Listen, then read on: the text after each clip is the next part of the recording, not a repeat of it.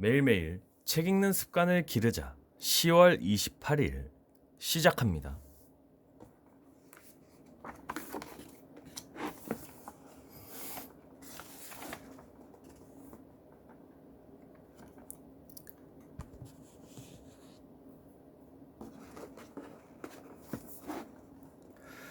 첫째, 좀 남기자. 오직 현재만, 나의 풍요만 생각하면 무조건 더 쓰게 된다. 미래 재앙을 늦추기 위해 우리가 할 일은 오직 하나, 덜 쓰는 것뿐이다. 77억의 인류가 망친 환경은 77억의 인구가 변상해야 한다. 누구에게 책임을 떠넘길 수 없는 바로 우리 아이들의 미래다. 최악의 경우 2020년에 태어난 아이들은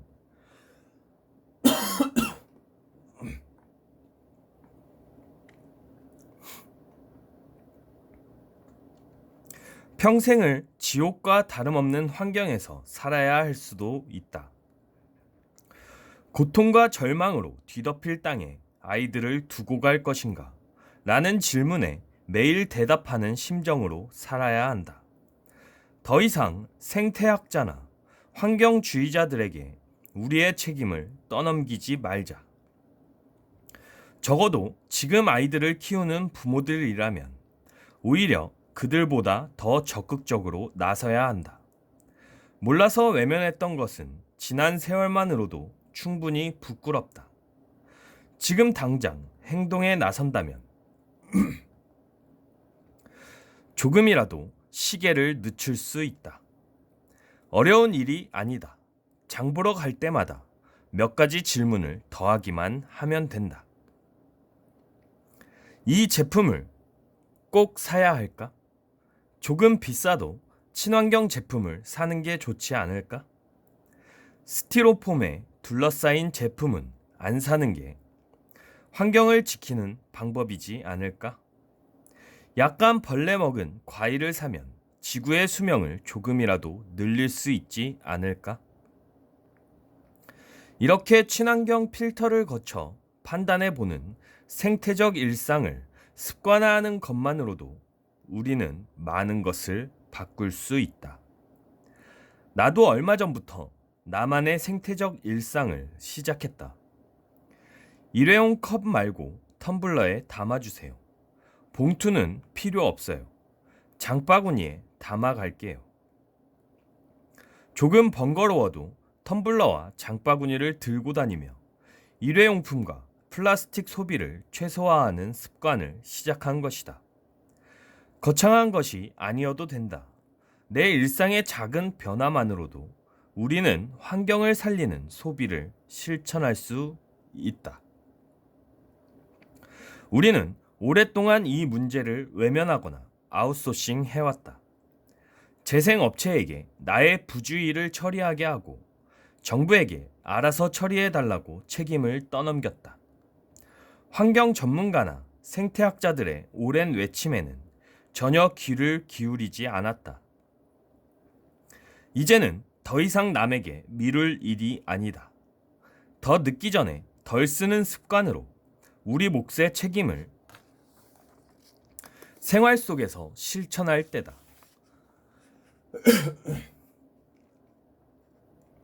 둘째, 돈을 더 쓰자.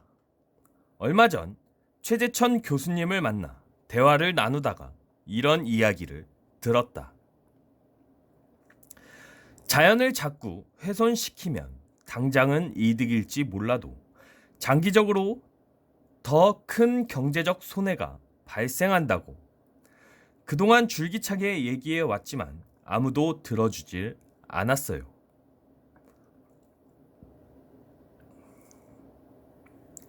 그래서 환경경제학이라는 새로운 이론을 만들었어요. 경제학자의 입을 빌려 환경 문제는 곧 경제 문제 라는 새로운 프레임을 만든 거죠. 설마 이렇게까지 하는데 기업이 받아들여 주지 않을까? 하지만 예상대로 기업들은 약간의 기부를 하는 것으로 듣는 신용만 했을 뿐이다. 생태나 환경 분야는 항상 개발 논리에 밀려 찬밥 신세였다. 하지만 앞으로는 달라질 거라고 나는 확신한다. 국민 모두가 코로나 문제를 해결할 방법은 마스크나 백신이 아닌 환경이라는 것을 알았기 때문이다. 남의 문제라는 생각에서 벗어나 우리 모두의 문제라는 인식도 이미 뿌리내리기 시작했다. 다만 어떻게 행동해야 할지 그 방법을 모를 뿐이다. 개인이 풀어야 할 숙제도 있지만 단 한 번의 생산으로 환경에 막대한 영향을 주는 기업들도 이 문제를 함께 풀어나가야 한다. 이제는 기업도 자영업도 자신의 사업도 제품에 가깝게는 친환경, 멀리는 기후변화의 기준을 세우고 지켜나가야 한다. 소비자가 할 일은 지구 환경을 생각하는 제품에 박수를 쳐주는 일이다.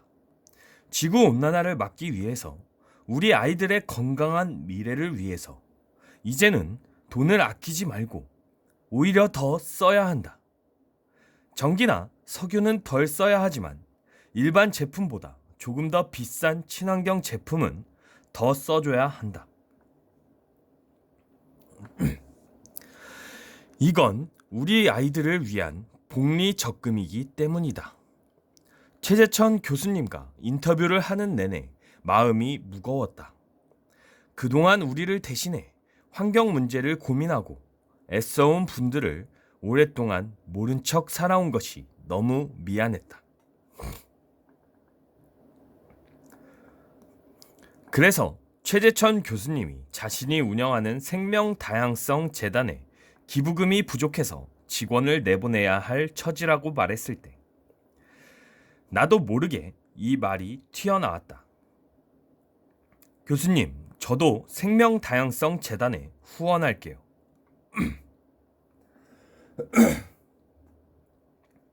최 교수님과의 인터뷰 영상이 김미경 TV를 통해 업로드되자 많은 구독자의 마음이 움직였나 보다.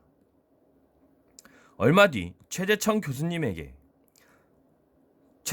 교수님에게서 문자 메시지가 왔다. 정말 많은 분들이 후원을 시작했다고, 고맙다고, 아직은 세상이 살만한 곳이라는 안도감이 들었다. 그리고 성숙한 시민의식을 가진 공동체 안에서 살아가는 것에 감사했다. 셋째, 좀 불편하자. 생각해보면 우리는 모든 것이 풍족한 시대를 살고 있다. 전기도 물도 아끼지 않고 펑펑 쓴다. 싸기 때문이다. 왜 그런가 생각해보니 미래의 자원을 마구 써서 저렴했던 것이다. 미래에 닥칠 위험은 생각하지 않고 당장의 편의만을 생각한 것이다. 이제는 불편 비용을 추가해야 계산이 맞을 것 같다. 탄소를 줄이는 불편 비용을 더해야 얼추 가격이 맞는다. 지금까지 편하게 써온 것을 이자로 보태서 다시 비용을 계산해야 한다. 최근에 알게 된 사실인데 한국기후환경네트워크란 곳에서 이미 오래전부터 1인 1톤 탄소 줄이기 운동을 해오고 있었다. 홈페이지에 올라온 글들을 읽으며 반성을 많이 했다. 아이들을 대상으로 하는 글이나 사진이 대부분이었기 때문이다. 환경교육은 우리 어른들에게 더 필요한데 애꿎은 아이들에게 대신 짐을 지운 듯한 느낌이 들었다. 시작도 우리가 했으니 해결도 우리가 더 열심히 해야 하지 않을까? 에어컨도 덜 틀고 자동차도 덜 타고 전자제품은 에너지 효율이 높은 제품으로 바꾸고 안 쓰는 전기 코드는 빼놓고 음식물 쓰레기도 덜 만들어내고 물도 절약하고 이렇게 아름다운 불편을 조금씩 내 것으로 가져오는 연습이 필요하다. 나는 조금 불편하지만 자동차를 최소로 타겠습니다. 나는 조금 불편하지만 전기를 최소로 쓰겠습니다. 나는 조금 불편하지만 물을 아껴 쓰겠습니다. 마치 초등학생 때 방학 숙제로 만들던 포스터 구호 같지만 사실 우리의 현실은 딱 이 수준에서 시작해야 맞을 것 같다.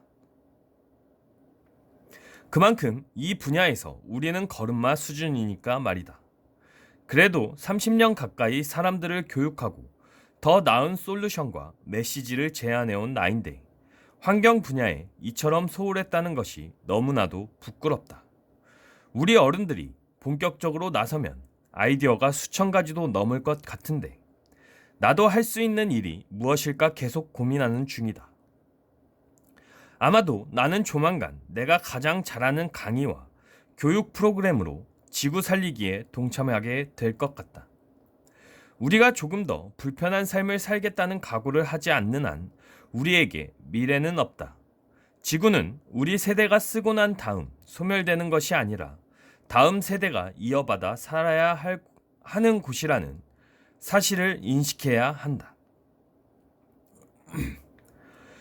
그래야 우리 아이들의 행복과 안전을 지켜내며 살아갈 수 있다. 모든 불행은 그 안에 메시지가 있다. 언제나 내가 믿고 의지하는 말이다. 나는 힘든 일이 있을 때마다 그 안에 담긴 나를 가르치기 위한 메시지를 읽으려 애썼다. 이 불행이 왜 나에게 왔을까? 분명 이유가 있을 거야. 대답하자. 이번 코로나는 나 역시 평생을 살아오면서 처음 겪는 일이라 당황했다. 하지만 얼마 지나지 않아 더 큰 불행에 대비하라는 메시지로 읽게 되었다. 어쩌면 지금의 이 상황은 우리 아이들이 미래에서 보내온 메시지일 수도 있다. 지금이라도 알게 돼서 얼마나 다행인지 모른다. 이제는 우리가 쓴 만큼 돌려준다는 생각, 아이들이 쓸 미래 자원을 저축한다는 생각으로 조금만 쓰고 더 많이 남겨야 한다. 그것이 코로나 사태 이후 추가된 우리 어른들의 의무다. 오늘은 여기까지 읽도록 하겠습니다. To be continued.